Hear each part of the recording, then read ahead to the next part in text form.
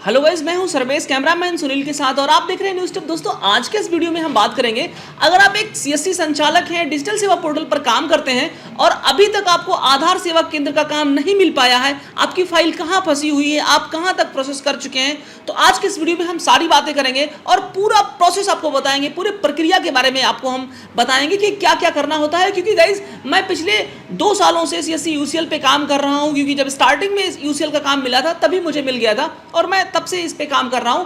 तो मैं आपको बताना चाहूंगा क्या क्या करना पड़ता है और कैसे आपको सीएससी यूसीएल का काम यानी आधार सेवा केंद्र का काम मिल पाता है। तो गाइज, सबसे पहले हम बात करेंगे, सबसे ज्यादा इंपॉर्टेंट है आपके पास सीएससी का डिजिटल सेवा पोर्टल होना, जो कि मैक्सिमम लोगों के पास है। अगर आपके पास नहीं है और आप भी ये वीडियो देख रहे हैं, अभी आपके पास सीएससी भी नहीं है, तो सबसे पहले आप सीएससी के लिए अप्लाई कर दीजिए, आपके पास सीएससी हो जाए। गाइज, इसमें भी 1-2 महीने का भी प्रोसेस लग सकता है आपको सीएससी मिलने में।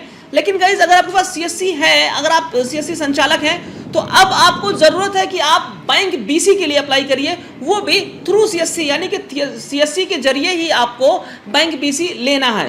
तो गाइज, ये कैसे अप्लाई करना है, इसके लिए आवेदन कैसे करना है हमें, इसके लिए थोड़ा सा देख लेते हैं। यहाँ पे हम गूगल क्रोम ओपन कर लेते हैं, देना है सीएससी बैंक मित्रा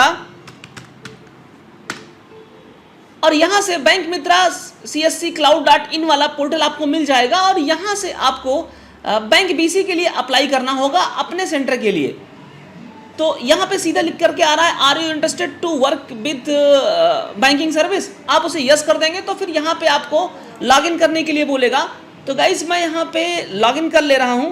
तो गाइज, यहाँ पे बैंकिंग पोर्टल खुल गया है, आपको यहाँ से बैंकिंग के लिए अप्लाई करना है, सीएससी बैंक बीसी के लिए अप्लाई करने के लिए सिंपल आपको वेली रजिस्ट्रेशन वाले ऑप्शन पर क्लिक करना होगा और यहाँ पे आपसे पूछा जा रहा है कि आप न्यू यूजर हैं या एग्जिस्टिंग यूजर हैं। मान लीजिए आप पहले से किसी बैंक का बीसी चला रहे हैं, पुराने बीसी हैं आप बैंक के, तो एग्जिस्टिंग लगा करके सबमिट कर दीजिए। तो अगर आपका दूसरे बैंक से बीसी का काम आप कर रहे थे, मान लीजिए सीएससी आपने ले लिया सीएससी से और बीसी आपने किसी बैंक से ले रखा है, तो वो इसमें आप मर्ज कर सकते हो एग्जिस्टिंग लगा करके और अपने बीसी का डिटेल आपको डाल देना है, सारा मैटर आपको इसमें भर देना है, जो सारा कुछ है आपका केओ कोड वगैरह, और उसके बाद वही आपको परमिशन मिल जाएगा कि आप बैंक बीसी रन कर रहे हैं। लेकिन यहाँ पे देख लीजिए ऑप्शन आ गया है, केओ आईडी आप यहाँ पे डाल सकते हैं और किस बैंक के बीसी हैं वो यहाँ से आपको डाल देना है। लेकिन गाइस, अगर आपके पास बैंक बीसी ही नहीं है तो आपको क्या करना है, फिर यहाँ पे न्यू यूजर पर क्लिक करना है और सबमिट करना है। फिर यहाँ जितनी चीजें आपको बताई जा रही हैं, candidate application, proof of identity, bank Mitra centre, inside outside photo, ये सारा कुछ जो यहाँ पे दिखाई पड़ रहा है, हायर क्वालिफिकेशन डॉक्यूमेंट,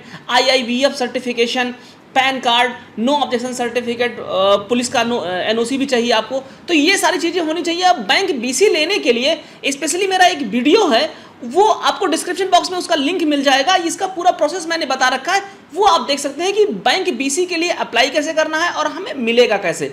तो गाइज, इस पॉइंट को यहाँ पे छोड़ते हैं। उसके बाद थोड़ा सा हम लोग आगे बढ़ते हैं कि अगर मान लीजिए अपने पास सीएससी भी है और बैंक बीसी भी है, तो अब हमें किस चीज़ की जरूरत पड़ेगी आधार सेवा केंद्र खोलने के लिए। बीसी आपको अप्लाई करना है और अप्रूव करवाना है। अप्रूव कराने के लिए आपको बैंक से भी कांटेक्ट करना पड़ सकता है, अपने सीएससी के डिस्ट्रिक्ट मैनेजर से भी कांटेक्ट करना पड़ सकता है और उसके बाद आपका बैंक बीसी अप्रूवल हो जाएगा। उसके बाद गाइज, आपको जरूरत पड़ता है NSEIT सर्टिफिकेट। आपको कहां से मिलेगा गाइज? NSEIT सर्टिफिकेट क्या होता है आप स्क्रीन पर देख सकते हैं, इस प्रकार का NSEIT सर्टिफिकेट होता है। इस सर्टिफिकेट से आपको आधार ऑपरेटर या आधार सुपरवाइजर बनने का एक प्रमाण पत्र आपको मिल जाता है। इसका एग्जाम ऑर्गेनाइज किया जाता है, आपके आसपास जो बड़े शहर होंगे वहां पे इसका एग्जाम सेंटर भी होता है। आपको इसके लिए भी अप्लाई करना होगा, इसका भी कुछ शुल्क कटता है। उसके बाद आपको अपना स्लॉट बुक करना होगा, जिस डेट में एग्जाम होगा वो एग्जाम जाकर के देना होगा, फिर इंस्टेंटली तुरंत आपको प्रमाण पत्र मिल जाएगा। यानी कि अभी आपने आवेदन कर दिया और 1 हफ्ते बाद आपका अपॉइंटमेंट हो गया, उस दिन जाके आप एग्जाम दीजिए और तुरंत आपको वहां से प्रमाण पत्र मिल जाएगा, जिसमें आप जब पास होते हैं, क्वालिफाई करते हैं, तभी आपको प्रमाण पत्र मिलता है। बहुत ज़्यादा टफ एग्जाम नहीं होता है, थोड़ा बहुत आप पढ़ाई कर लेंगे, आराम से आप NSEIT का सर्टिफिकेट क्वालिफाई कर ले जाएंगे और वो प्रमाण पत्र आपको मिल जाएगा। क्योंकि NSEIT सर्टिफिकेट से ही आधार क्रेडेंशियल आपका बनेगा। आपको आधार ऑपरेटर तभी बनाया जाएगा जब आप आधार का सर्टिफिकेट आपके पास होगा। तो गाइज, यहाँ पे जरूरी हो जाता है सबसे पहले सीएससी होना, फिर आपका बैंक बीसी होना, उसके बाद जरूरी हो जाता है NSEIT सर्टिफिकेट का होना। इसके बाद ये सारी चीजें हैं आपके पास, तो फिर आप अप्लाई कर सकते हैं यूसीएल के लिए, मतलब आप आधार सेवा केंद्र के लिए अप्लाई कर सकते हैं। लेकिन गाइज, यहाँ पे हम आपको एक प्रॉब्लम जो आती है सबसे बड़ी वो बता दें कि लोगों को स्टैटिक आईपी नहीं मिल पाता है। स्टैटिक आईपी क्या होता है गाइस? स्टैटिक आईपी का मतलब एक कांस्टेंट आईडी होती है आपके इंटरनेट की, जिसको यूआईडीआई के द्वारा व्हाइट लिस्ट कर दिया जाता है कि उस आईपी को परमिशन दे दिया जाता है कि वो यूआईडीआई के सर्वर को एक्सेस कर सके और आधार सेवा का काम कर सके। क्योंकि अगर ये आउटसाइड पे, क्योंकि हम लोगों का सीएससी जो होता है ना वो प्राइवेट जगह पर होता है, आउटसाइडर के लोग इसको नुकसान ना पहुंचा सकें, इसके सर्वर को, या किसी प्रकार की कोई एक्टिविटी गलत ना हो जाए, तो एक स्टैटिक आईपी यहां से दिया जाता है कि कभी भी हैकर्स के द्वारा कोई दिक्कत ना किया जाए सर्वर को, या किसी भी नेटवर्क से अगर एक्सेस करने का परमिशन दे दिया जाए यूआईडीआई के सर्वर को तो दिक्कत हो सकता है गाइस। तो इस वजह से यहाँ पे स्टैटिक आईपी का कांसेप्ट लगाया गया कि आदमी या जो सीएससी का यूसीएल यूजर है वो कहीं पे अपनी मशीन को इधर उधर भी ले जाने में भी प्रॉब्लम होगा जब एक ब्रॉडबैंड से स्टैटिक आईपी होगा, यानी एक डेफिनेट सेंटर पर ही आपको बैठ करके काम करना है। तो बहुत सारे गलत एक्टिविटीज से बचा जा सकता है स्टैटिक आईपी के थ्रू, इसलिए यूआईडीआई ने इसे मैंडेटरी कर रखा है कि आपके पास स्टैटिक आईपी होना चाहिए। तो गाइस स्टैटिक आईपी के लिए अगर हम बात करें तो बहुत बड़ा कंफ्यूजन हो जाता है हमारे दिमाग में कि स्टैटिक आईपी हमें कहां से मिलेगा। तो आप कहते हैं कि हम तो सर गांव में बैठे हैं, हमारे पास तो कोई केबल नहीं आया है, ब्रॉडबैंड कनेक्शन हमें नहीं मिल पा रहा है, फिर हम कैसे स्टैटिक आईपी का कनेक्शन लें? तो हम आपको बताना चाहते हैं internet service provider near me करके ये ऑप्शन आपको मिल जाएगा। ये जब आप सर्च करोगे तो आपको यहाँ पे बहुत सारे ये सारी चीज़ें देखने को मिल जाएंगी, और अगर आप इसे मैप पे भी देखना चाहो तो मैप पे भी देख सकते हो, क्योंकि बहुत सारे जो आईएसपी होंगे वो आपको आसपास दिखाई पड़ जाएंगे। यहाँ पे जैसे दिखाई पड़ रहा है हमें, मैंने मैप पे ही देखा तो यहाँ पे दिखाई पड़ रहा है जैसे कुछ तो है कि अपने आप को सर्विस प्रोवाइडर बना करके और दे देते हैं, लेकिन उसको आपको नहीं देखना है। जो अच्छे अच्छे सेंटर्स हैं उनको देख सकते हैं, जैसे यहाँ पे हाइपरनेट दिखाई पड़ रहा है, स्पॉटनेट दिखाई पड़ रहा है, ये सभी सर्विस प्रोवाइडर हैं। और जो मेरा कनेक्शन मुझे मिला हुआ है वो स्पॉटनेट के थ्रू मैं चलाता हूँ। यहाँ पे आप देख सकते हैं ये मुझे कनेक्शन दे रखे हैं, ये काफ़ी दूरी है मेरे ऑफिस से, इनका जो जहाँ से इन्होंने मुझे कनेक्शन दे रखा है वो करीब 40 किलोमीटर है, और यहाँ से मैंने कनेक्शन ले रखा है। इस प्रकार से देखेंगे तो आप अपने क्षेत्र में जब सर्च करेंगे तो आपके नज़दीक भी इस प्रकार से बहुत सारे सर्विस प्रोवाइडर मिल जाएंगे। आपको उनके पास जाना है, हो सकता है वो आपको मना करें कि भैया हम उतनी दूर कनेक्शन नहीं कर पाएंगे, आप उन्हें थोड़ा सा पैसे दे करके आप बताइए कि भैया थोड़ा हमसे 1-2 हज़ार एक्स्ट्रा ले लीजिए, मेरे यहाँ कनेक्शन आप करवा दीजिए, तो वो कनेक्शन आपके यहाँ करवा देंगे। अब ये डिपेंड करेगा ना, पैसे का मामला जो पड़ता है कि सर कितना महंगा पड़ेगा, ये डिपेंड करता है कि कितनी दूरी पे आपका कनेक्शन है। अगर मान लीजिए नज़दीक है, 5-6 किलोमीटर के अंदर है, तो आप बहुत कम पैसे में आपका कनेक्शन हो जाएगा, 4-5 हज़ार में भी कनेक्शन हो सकता है, 6 हज़ार में भी आपका कनेक्शन हो सकता है वायरलेस। लेकिन अगर यही दूरी बढ़ करके 30 से 40 किलोमीटर हो जाती है तो गाइस फिर 30 से 40 हज़ार रुपए का भी कनेक्शन का चार्ज आपका लग जाएगा वन टाइम। लेकिन मंथली जो आपका चार्ज आएगा वो 1000 से 1500 के बीच में लगभग हो जाएगा। तो आप ये इस तरह से अभी अपना ब्रॉडबैंड का स्टैटिक आईपी का कनेक्शन ले सकते हैं। और उसके बाद में जब आपका कनेक्शन हो जाए, स्टैटिक आईपी हो जाए, तो फिर आपको क्या काम करना है, यूसीएल के लिए अप्लाई कर देना है। तो फिर यहाँ तीसरे पॉइंट पे आ जाते हैं, apply UCL with static IP. Static IP के साथ आप यूसीएल के लिए अप्लाई कर दीजिए। अगर मान लीजिए किसी कारण बस आपके पास स्टैटिक आईपी नहीं भी मिल पाता है तो बिना स्टैटिक आईपी के भी अप्लाई कर दीजिए, बाद में स्टैटिक आईपी आप सबमिट कर सकते हैं जब आपका अप्रूवल हो जाए। तो इसमें एक छोटा सा फायदा ये हमारा हो जाता है कि भाई अगर मान लीजिए किसी कारण बस हमारा अप्रूवल नहीं हो पाया तो हम स्टैटिक आईपी के चक्कर में अपना पैसा बर्बाद पहले ना करें। तो पहले ऐसे ही हम अप्लाई कर देते हैं, लेकिन थोड़ा सा लेट लग सकता है आपके अप्रूवल होने में। अगर स्टैटिक आईपी आपने पहले सबमिट कर दिया तो हो सकता है आपका अप्रूवल जल्दी हो जाए, फटाफट सारा काम आपका हो जाए। उसके बाद जब इसे आप अप्लाई करेंगे तो अप्लाई कहां से करना होगा गाइज, ये भी गूगल में ही आप करें, गूगल में भी सीधा लिख दें। तो गाइज जैसे आप गूगल में सर्च करेंगे सीएससी यूसीएल अप्लाई, आपको यहाँ पे जो पहला वाला ही ऑप्शन मिल जाएगा यूसीएल रजिस्ट्रेशन के लिए, और आपको फिर डिजिटल सेवा कनेक्ट के लिए ये बोलेगा। इस पर क्लिक करेंगे तो हो सकता है आपको लॉगिन कराए, लेकिन ऑलरेडी अभी मैंने लॉगिन कर रखा था बगल वाले पोर्टल में, इस वजह से हमसे लॉगिन के लिए यहाँ पे नहीं बोला गया, डायरेक्टली लॉगिन हो गया। और यहाँ पे सीएससी का डिटेल आपके आ जाएगा, यहाँ से अपने सीएससी का करंट स्टेटस भी आप चेक कर सकते हैं। अगर आपके पोर्टल पर आपके सेंटर पे एक्टिव होगा यूसीएल, तो जैसे ही यहाँ पे आप क्लिक करेंगे फिर यहाँ पे बता देगा कि आपका यूसीएल ऑलरेडी एक्टिव है, लेकिन यहाँ पे एरर आ जा रहा है, यानी अभी इस पे यूसीएल का काम नहीं किया जा रहा है। फिर गाइज यहाँ से आपको प्रोसीड कर देना है, आपको अपना सीएससी आईडी और ईमेल नंबर दिख जाएगा, उसके बाद वहाँ से आपको प्रोसीड कर देना है। फिर आपको यहाँ पे वीएलई नेम भरना है, और उसके बाद सीएससी आईडी अपने आप भरा हुआ है। फिर बीएलई बैंक बीसी कोड, यहाँ पे जो ऑप्शन आ जाता है कि बैंक बीसी कोड क्या है, तो गाइज जितने भी लगभग सीएससी के थ्रू बैंक बीसी होते हैं उनका जो बीसी कोड होता है वो सीएससी आईडी ही होता है, तो आप यहाँ पे सीएससी आईडी ही डाल सकते हैं। और उसके बाद अगर कोई ऐसा बैंक आपका है कि उसका कोई क्यू कोड अलग है, जैसे कि मान लीजिए किसी स्टेट बैंक से आपने ले रखा है या आपने इंडियन बैंक से ले रखा है और आपका कोई क्यू कोड आपको मिला हुआ है, तो वो कोड आप यहाँ पे डाल सकते हैं। लेकिन अगर आपका सीएससी के थ्रू कोई जैसे कि एक्सिस बैंक से, एचडीएफसी बैंक से या आईसीआईसीआई बैंक से आपका कोई भी बीसी है, तो वो यहाँ पे अपना सीएससी आईडी डाल सकते हैं, क्योंकि उनका सीएससी आईडी ही उनका बीसी कोड भी हो जाता है। उसके बाद name of bank issuing BC code, किस बैंक से आपका है, जैसे मेरा एचडीएफसी बैंक से है तो मैंने अपना सीएससी आईडी यहाँ डाला और यहाँ पे एचडीएफसी बैंक डाल दिया। फिर यहाँ पे लिखा हुआ है कि आपका किस स्टेट में सीएससी लोकेट कर रहा है, तो अपना स्टेट यहाँ पे सिलेक्ट कर लेंगे। फिर आगे डिस्ट्रिक्ट सिलेक्ट कर लेंगे, यहाँ से स्टेट सिलेक्ट करने के बाद ही आपका डिस्ट्रिक्ट आएगा यहाँ पे। तो मैं जैसे कि यहाँ पे मेरा उत्तर प्रदेश है तो मैं उत्तर प्रदेश सिलेक्ट कर दे रहा हूँ। जैसे उत्तर प्रदेश सिलेक्ट करेंगे फिर नीचे आप आएंगे तो आपको पूरा आपका जितना भी डिस्ट्रिक्ट है वो आ जाएगा और उसमें से आपको डिस्ट्रिक्ट सेलेक्ट कर लेना है। फिर आपको अपना पिन कोड डालना है, फिर आपके सीएससी का पूरा कंप्लीट एड्रेस आपको डालना है और गाइस इसके बाद आपको अपना मोबाइल नंबर डालना है, ईमेल आईडी डालना है यहाँ पे। और फिर यहाँ पे पूछा जा रहा है Aadhaar NSCIT operator supervisor certificate. Guys मैंने आपको बताया था ना कि आपके पास आधार सुपरवाइजर का सर्टिफिकेट होना जरूरी है, तो वो आधार सर्टिफिकेट आपको कहाँ से मिलेगा इसके बारे में हम पहले बता चुके हैं। एनएससीआईटी सर्टिफिकेट आपके पास हो जाएगा, उसको यहाँ पे यस करके और यहाँ से फाइल को अपलोड करके इसमें सबमिट कर देंगे, क्योंकि बिना इसके तो आपका क्रेडेंशियल बनने वाला नहीं, मतलब आईडी पासवर्ड आपका आने वाला नहीं है। तो इसको तो यस करना ही पड़ेगा और फाइल यहाँ पे आपको अपलोड करना पड़ेगा। उसके बाद में ऑपरेटर सुपरवाइजर पुलिस वेरिफिकेशन बहुत इजी है गाइस। आपको अपने मोबाइल फोन में यूपी कॉप, आप यहाँ देख सकते हैं यूपी कॉप, ये वाला एप्लीकेशन डाउनलोड कर लेना है और यहाँ पर सिटीजन सर्विस में जा करके कैरेक्टर सर्टिफिकेट आपको अप्लाई कर देना है। थोड़ा सा प्रोसेस होगा, आपके क्षेत्र के थाने से जो है फिर एसपी ऑफिस तक वेरिफिकेशन होगा और ये फटाफट कुछ दिन में हो जाएगा। मतलब अगर आप थोड़ा सा पैरवी कर देंगे इसका, इंक्वायरी करके थोड़ा सा आप लोगों से या खुद से थोड़ा सा सिफारिश करवा लेंगे तो जल्दी ही काम हो जाएगा। मतलब विद इन 10 से 15 दिन के अंदर आपको आपका कैरेक्टर सर्टिफिकेट आराम से मिल जाएगा। जो कि पुलिस वेरिफिकेशन का सर्टिफिकेट होगा वो आपको यहाँ पे अपलोड कर देना है। नॉट ओल्डर देन 3 मंथ, यहाँ पे ये भी लिखा है कि मतलब ज़्यादा पुराना नहीं होना चाहिए। तो आपको यानी कि जैसे इसमें ये होता है कि आपने कोई क्राइम तो नहीं कर रखा है, अगर कोई क्राइम कर रखे होंगे ना तो आपका पुलिस वेरिफिकेशन बनेगा नहीं, तो इसलिए ये मांगा जाता है, वो भी रिसेंट मांगा जाता है कि तत्काल का आप बनवा करके दीजिए कि अभी आपके ऊपर कोई मुकदमा या आपने कोई क्राइम तो नहीं कर रखा है, तो आपका ये आराम से बन जाता है। और उसके बाद में ये यहाँ पे सिलेक्ट करके एस करके ये पीडीएफ आपको यहाँ पे अपलोड कर देना होता है। फिर आधार ऑपरेटर सुपरवाइजर का जो है आधार आपको डाउनलोड करके यहाँ पे अपलोड करना है। मतलब अपना आपको ई आधार डाउनलोड कर लेना है, वो भी यूआईडीआई के पोर्टल से आप उसको आराम से डाउनलोड कर सकते हैं, वो आप जानते हैं।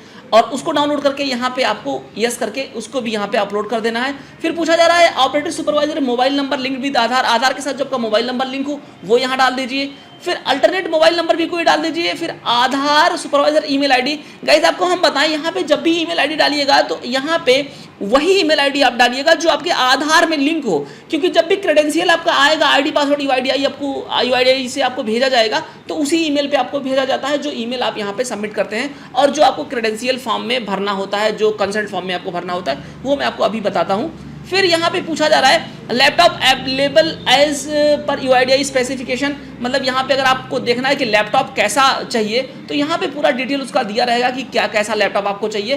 तो गाइस अगर आप लैपटॉप यहाँ से देखेंगे इसमें कौन सा लैपटॉप लें ना लें, टीपीएम है नहीं है, बहुत सारा कन्फ्यूजन हो जाता है। तो अगर आप लैपटॉप आप परचेज करना चाहते हो तो डिस्क्रिप्शन बॉक्स में लिंक मिल जाएगा आपको, ऑनलाइन वहाँ से आप परचेज कर सकते हैं। जो लैपटॉप मैं भी यूज़ कर रहा हूँ उसका भी लिंक आपको मिल जाएगा और साथ में और भी कुछ लैपटॉप की मैं लिंक डाल दे रहा हूँ जिसको परचेज करने से आपका यूसीएल उस पर आराम से काम करेगा, कोई टेंशन नहीं होगा और वो सस्ते रेट में भी आपको मिल जाएगा, मतलब स्टार्टिंग रेंज में आपको मिल जाएगा और आपका लो बजट में काम स्टार्ट हो जाएगा। लेकिन मैं आपको सबसे पहले सजेस्ट करूंगा गाइस, अभी आप लैपटॉप के चक्कर में अपना पैसा ना खर्च करें, यहाँ पे यस कर दें, यानी कि सिंपल इसको यस कर दें। जब आपका क्रेडेंशियल आपके मेल पे आ जाएगा बन करके कि भैया अब आप आधार का काम स्टार्ट कर सकते हो, आपकी आईडी पासवर्ड यूआईडीआई से जनरेट हो गई है, तब आप लैपटॉप खरीदें, तब उसमें पैसा इन्वेस्ट करें। ये बुद्धिमानी का काम होगा कहीं ना कहीं। उसके बाद आपको यहाँ पूछा जा रहा है कि मल्टी फंक्शन कलर प्रिंटर है आपके पास कि नहीं, तो वो तो सभी सीएससी के पास लगभग होता है और नहीं है तो इसको भी आप परचेज कर लीजिएगा। मैं डिस्क्रिप्शन में इसका लिंक दे दूंगा। जैसे प्रिंटर के बारे में मेरे बहुत सारे वीडियोज़ हैं, आप देख लीजिए कौन सा प्रिंटर आधार के लिए बेस्ट है। प्रिंटर वाले वीडियोज़ भी मेरे मिल जाएंगे आपको डिस्क्रिप्शन में, उसका भी लिंक आपको मिल जाएगा, वो आप समझ लीजिए। फिर सिंगल फिंगरप्रिंट स्कैनर डिवाइस यानी कि मंत्रा मार्फो, ये आपके पास है कि नहीं है, तो ये लगभग होता है सभी सीएससी के पास। कुछ भी काम कर रहे हैं आप तो सिंगल आइरिस स्कैन डिवाइस ये नहीं है, फिर भी आप यस रखिए इसको।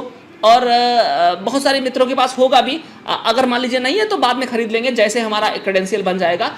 पहले हम ज़्यादा इन्वेस्ट नहीं करेंगे, ये हम आपको पर्सनल और व्यक्तिगत सजेशन दे रहे हैं। उसके बाद TFT मॉनिटर डिवाइस अवेलेबल, हाँ अवेलेबल है, यस कर दीजिए आप इसको। GPS डिवाइस हाँ अवेलेबल है, ये भी यस कर दीजिए आप।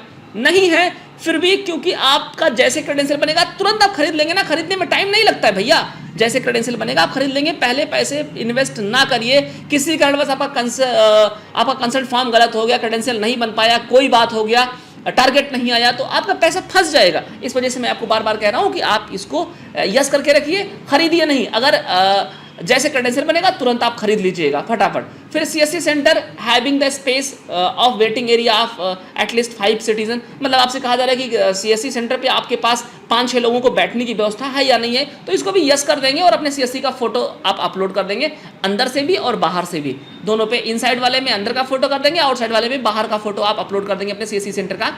उसके बाद internet availability at the centre, हाँ है, तो ब्रॉडबैंड कनेक्शन है तो इसको यस कर देंगे। और यहाँ पे ब्रॉडबैंड स्टैटिक IP आपसे पूछा जा रहा है गाइस, तो ये इस तरह से बताना तो मेरे लिए थोड़ा सा डिफिकल्ट हो जाएगा। आप अपना स्टैटिक IP आपको यहाँ पे डालना है, बट अगर नहीं है ना तो जो IP आपके पास है वो डाल दीजिए, बाद में आप इसे चेंज कर लीजिएगा, क्योंकि 50,000 रुपये आप स्टैटिक IP के चक्कर में पहले आपने खर्च कर दिया, कहीं आपका सेंटर अप्रूव नहीं हो पाया तो आपका वो पैसा डूब जाएगा और आप परेशान हो जाएंगे। तो यहाँ पे कोई IP स्टैटिक IP डाल दीजिए आप। जब आपका क्रेडेंशियल बन जाए, मेल पे आ जाए, तब तुरंत आप कनेक्शन लेकर के और स्टैटिक IP फटाफट आप व्हाइट लिस्ट के लिए मेल कर दीजिए। जो भी आपके स्टेट हेड हों वो IP आपकी चली जाएगी और वो व्हाइट लिस्ट हो जाएगी। यहाँ पे IP स्टार्टिंग में ही पैसे खर्च करके ना डालें, ये भी मेरा व्यक्तिगत राय है। भाई देखिए, मैं आप लोगों के लिए वीडियो शूट कर रहा हूँ, आप लोगों के हेल्प के लिए, और मैं चाहता हूँ कि आपका कोई व्यक्तिगत नुकसान ना हो। आपको जब सेंटर मिलने का पूरा आसार हो जाए कि हाँ मेरा फाइनल हो गया है, तभी ज़्यादा पैसा इन्वेस्ट करो। वरना बहुत सारे मित्र हमें फ़ोन करते हैं कि सर हमने ये लगा दिया, वो लगा दिया, वो लगा दिया, मेरा सेंटर अभी अप्रूव नहीं हो रहा है, हम बहुत परेशान हैं। वैसे सेंटर अप्रूव हो जाएगा, ऐसा नहीं कि नहीं होगा। जैसे ही काम स्टार्ट होगा तुरंत सेंटर अप्रूव हो जाता है। बहुत सारे UCL सेंटर खोले गए हैं एकदम से, मतलब जैसे डॉक्टर दिनेश त्यागी सर ने भी कहा था कि सभी CSC को लगभग हम UCL का काम दे देंगे, उसमें कोई दो राय नहीं है। तो जल्दी जल्दी धीरे धीरे करके सबको प्रोवाइड कर दिया जाएगा। बट आपका अगर सारा डॉक्यूमेंटेशन सब कुछ तैयार रहेगा तो आपको पहले मिलेगा। इसलिए मैं आपको बोल रहा हूं कि अगर आप UCL पे काम करना चाहते हैं, आधार सेवा केंद्र का काम आप करना चाहते हैं, तो पहले ये सारे प्रक्रिया कंप्लीट करके रखिए। वो मत करिए जिसमें 50-100 लग रहे हैं, लेकिन जो कम पैसे में होने वाला चीज़ है ना वो पहले करके रख लीजिए। अगर मान लीजिए CSC के थ्रू आपको आधार सेवा केंद्र का काम नहीं मिला तो NSEIT का सर्टिफिकेट आप ले लेंगे तो किसी दूसरी कंपनी के साथ आपको काम मिल जाएगा। आप बैंक में सीधे जाकर के ऑपरेटर बन जाएंगे, बैंक में सुपरवाइजर बन जाएंगे, तो कई सारे रास्ते आपके लिए खुल जाएंगे। इसलिए NSEIT सर्टिफिकेट आप जरूर ले लीजिए। उसके लिए कैसे NSEIT सर्टिफिकेट के लिए आवेदन करना है, कैसे मिलेगा, आप डिस्क्रिप्शन में लिंक देखिए, वहाँ पे आपको वीडियो का लिंक मिलेगा और उसका पूरा प्रोसेस आपको मैंने उसमें बताया है, वो आप देख सकते हैं। उसके बाद गाइज यहाँ पे पूछा जा रहा है CCTV कैमरा अवेलेबल, ये भी उसी तरीके से अवेलेबल है, नहीं है यस करिए आप, क्रेडेंशियल बनते ही लग जाएगा फटाफट। फिर दिव्यांग facility centre availability of RAMP and wheel chair, मतलब जो दिव्यांग लोग हैं अगर वो आएंगे तो उनके लिए व्हील चेयर वगैरह का व्यवस्था है कि नहीं है, तो इसको भी आप यस कर लीजिए। और उसके बाद token system machine available for the citizen, इसको भी आप यस कर लीजिए। और फिर toilet facility available at the centre for the citizen, इसको भी आप यस ही कर लीजिए, सारा कुछ यस कर लीजिए। और इंटर द कैप्चा कोड, यहाँ पे इसको एग्रीमेंट को एक्सेप्ट कर लीजिए और कैप्चा कोड यहाँ डाल के सबमिट कर दीजिए। आपको आपका रेफरेंस नंबर मिल जाएगा कि आपने CSC UCL के लिए अप्लाई कर दिया है। आपको मेल आ जाएगा कुछ दिन में आपके ईमेल ID पर, जो आपने यहाँ डाला है कि आप कंसल्ट फॉर्म भर करके अपने स्टेट हेड को भेजिए, ये स्टेट हेड ऑफिस पे आपने भेजिए CSC के। तो कंसल्ट फॉर्म आपको ले लेना है, आपके मेल से आपको मेल आ जाएगा, फिर उस कंसल्ट फॉर्म को भर लेना है। भरने के बाद में आपको भेज देना, उसमें सिर्फ 2 या 3 पेज होते हैं। आप ये रजिस्ट्री भी कर सकते हो, लेकिन कंसल्ट फॉर्म के साथ साथ में आपको NSEIT सर्टिफिकेट, अपना आधार, जितने भी आपके पास डॉक्यूमेंट हैं, CSC का सर्टिफिकेट, और उस मेल में सारा कुछ मेंशन रहेगा क्या क्या चीज़ें आपको भेजना है। फिर वो सारा कुछ अपने स्टेट हेड को आप कोरियर से या रजिस्ट्री के माध्यम से आप भेज सकते हैं, आपके स्टेट हेड के पास पहुंच जाएगा। फिर वो लोग क्या करेंगे, उस पैकेट को UIDAI को भेज देंगे और फिर वो सारा चला जाएगा आपके क्रेडेंशियल बनने के लिए। तो गाइज यहाँ तक हमने देखा कि हमने apply UCL with static IP, यानी स्टैटिक IP के साथ हमने UCL का अप्लाई कर दिया। अब गाइस नेक्स्ट पॉइंट आ जाता है यूजर क्रेडेंशियल का। तो जो नेक्स्ट पॉइंट है यूजर क्रेडेंशियल का, इसका मतलब ये होता है जब फाइल आपके स्टेट हेड के द्वारा यानी कि सीएससी के द्वारा यूआईडीआई को भेज दिया गया कि भाई ये मेरा ऑपरेटर तैयार है अब काम करने के लिए, इनका यूजर आईडी और पासवर्ड बना दो, उसी को क्रेडेंशियल कहते हैं, यूजर क्रेडेंशियल। तो यूजर क्रेडेंशियल जब यूआईडीआई से आपका बन जाएगा तो आपको एक मेल आ जाएगा। बस पूरी तरीके से आपको खुश हो जाने की जरूरत है कि अब आपका आधार सेवा केंद्र समझ लीजिए खुल गया, क्योंकि जैसे ही आपका क्रेडेंशियल बनता है गाइस, यहां से एकदम बिल्कुल क्लियर हो जाता है कि अब हमें कोई नहीं रोक सकता आधार सेवा केंद्र लेने से। बस छोटी मोटी बाधाएं आ सकती हैं आपकी मशीन में, आपके स्टैटिक आईपी को लेने में, तो ये सब फटाफट आपको मैनेज करना है। कैसे मैनेज करना है वो मैंने पहले ही डिस्कस कर लिया वीडियो में। स्टैटिक आईपी वाले से पहले से बात करके रखिएगा कि भैया जैसे मेरा क्रेडेंशियल मिलता है हमें तुरंत स्टैटिक आईपी चाहिए होगा और आपको लगा देना है, या पहले लाके टेस्ट करवा लीजिए, सब कुछ फिक्स है एकदम से चल जाएगा। तो फिर आप स्टैटिक आईपी तुरंत इंस्टेंटली इंस्टॉल करवाइए अपने यहाँ। स्टैटिक आईपी अपने स्टेट हेड को भेजिए मेल के जरिए कि सर मेरा स्टैटिक आईपी ये नहीं ये है, और वो स्टैटिक आईपी आपका व्हाइट लिस्ट हो जाएगा। उसके बाद आपकी मशीन वगैरह की रजिस्ट्रेशन होगी, उसकी प्रक्रिया हम आपको बताते हैं। लेकिन सबसे पहले यूजर क्रेडेंशियल के बारे में ये समझ लेते हैं कि यूजर क्रेडेंशियल होता क्या है। जो गाइज हम एनएससीईआरटी का सर्टिफिकेट देते हैं, उसका जो सर्टिफिकेट नंबर होता है उसी नंबर के आगे सीएससी यूसीएल लगा करके एक कोड बना दिया जाता है, और वही कोड आपका यूजर आईडी हो जाता है, और उसके साथ आपको पासवर्ड भी यूआईडीआई की तरफ से मेल आता है। उसका मतलब आप एक एक्टिव ऑपरेटर बना दिए जाते हैं यूआईडीआई के द्वारा। फिर वो मिल जाता है स्टैटिक आईपी, फिर आप दे देते हैं, और फिर आपका स्टैटिक आईपी व्हाइट लिस्ट के लिए चला जाता है। लेकिन इसके बीच में और भी कुछ प्रोसेस हैं, वो हम देख लेते हैं। फिर मशीन रजिस्ट्रेशन का प्रक्रिया आ जाता है इसके बाद कि भैया अब सब कुछ आपका क्रेडेंशियल बन गया, सारा कुछ रेडी है, अब अपना लैपटॉप लाओ, हम रजिस्टर कर दें कि आप काम स्टार्ट करो। तो गाइज लैपटॉप जब आपका क्रेडेंशियल मेल पे आ जाए, लैपटॉप तभी खरीद लीजिए, कोई टेंशन नहीं, क्योंकि आप तो मशीन रजिस्ट्रेशन के लिए आपको कॉल आएगा ही आएगा। तब आप लैपटॉप आराम से खरीद लीजिए और अपना लैपटॉप लेकर के अपने ऑफिस पे आप वेट करिए, अपने सीएससी सेंटर पे वेट करिए। जब भी आपको मशीन रजिस्ट्रेशन के लिए कॉल आए या मेल आए, तो मेल जब आए तो आप उस मेल में सारा डिटेल, अपना एनीडेस्क नंबर, अपना स्टैटिक आईपी, अपना जो कुछ भी है एनएससीईआरटी सर्टिफिकेट नंबर, जो कुछ भी उस फॉर्म में आपसे पूछा जाए गूगल फॉर्म में, जो मेल में आए, वो सारा कुछ सबमिट कर दीजिए। फिर आपका मशीन रजिस्टर कर दिया जाएगा। लेकिन सबसे ज़्यादा ज़रूरी हो जाएगा स्टैटिक आईपी का ना चेंज होना। अगर स्टैटिक आईपी आपका कहीं गलती से चेंज हो गया तो फिर मशीन आपका रजिस्टर नहीं करेंगे। यानी जो स्टैटिक आईपी आपने व्हाइट लिस्ट के लिए भेजा था, वो जब स्टैटिक आईपी रहेगा रजिस्ट्रेशन के दौरान, तभी आपका मशीन रजिस्टर किया जाएगा। ये जरूर चेक करेंगे जो मशीन आपका रजिस्टर करेंगे। तो स्टार्टिंग में जो फॉर्म में आपने भेजा था वो स्टैटिक आईपी, या जो आपने कंसेंट फॉर्म में भेजा था वो स्टैटिक आईपी से मतलब नहीं है। जैसे आपका क्रेडेंशियल बन जाए, आप तुरंत स्टैटिक आईपी अपना मेल करिए यूआईडीआई स्टेट हेड को कि सर मेरा स्टैटिक आईपी ये है, और फिर उस स्टैटिक आईपी से आपका मशीन रजिस्टर करवाइए, ताकि वही चलता रहेगा। अगर गलती से स्टैटिक आईपी चेंज हो गया और आपकी मशीन भी रजिस्टर कर दिया गया तो आप मशीन चला नहीं पाएंगे। अभी बहुत सारे मित्र हमारे वर्तमान समय में भी परेशान है, सीधा लिख के आता है operator sync fail due to server error, operator sync fail due to server error. मतलब आपके स्टैटिक आईपी सर्वर के साथ कनेक्ट नहीं हो पा रही है, इसलिए ऑपरेटर का सिंक मशीन नहीं हो पा रहा है। तो फिर गाइस इसके बाद आपका मशीन रजिस्टर कर दिया जाएगा। अगर आपका स्टैटिक आईपी और सब कुछ सही निकला, मशीन आपका सही मिला, उसके बाद आपका गाइस थोड़ा सा आपको और वेट करना पड़ेगा, क्योंकि फिर L2 प्रोसेस में आपकी मशीन जाएगी।